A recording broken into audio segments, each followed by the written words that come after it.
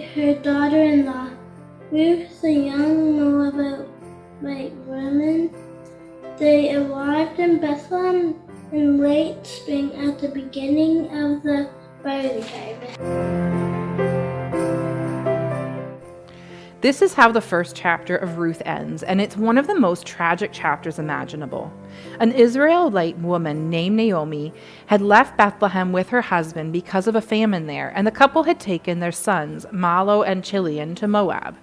If you look at the history of the Moabites in the Old Testament up to this point, it's clear that Moab was a despised place. While in Moab, Naomi's husband and her 2 sons died, and she is left alone with the wives of her 2 sons. These 2 Moabite daughters-in-law are named Orpah and Ruth, and Naomi urges them to stay in Moab while she goes back to Bethlehem with the hope that God will provide for her. Orpah stays, but Ruth clung to her. Ruth 1 verse 14. When Naomi and Ruth return to Bethlehem, everyone takes notice. It's Naomi, you're back.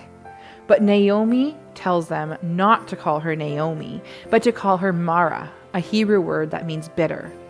For, she says, the Almighty has dealt very bitterly with me. Naomi feels empty and barren. In a sense, she's hopeless. And this is what I love about today's verse. It says that Naomi and Ruth come to Bethlehem at the beginning of the harvest in verse 22.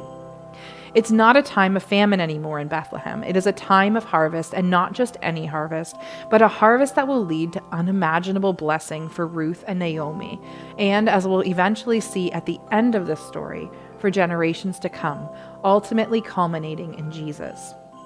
You or someone you know may be walking through dark, difficult times.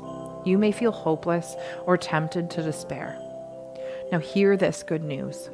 Our God has a track record of taking the darkest days and shining light in the brightest ways. He takes the most hopeless situations and totally transforms them by His grace into the most hopeful situations.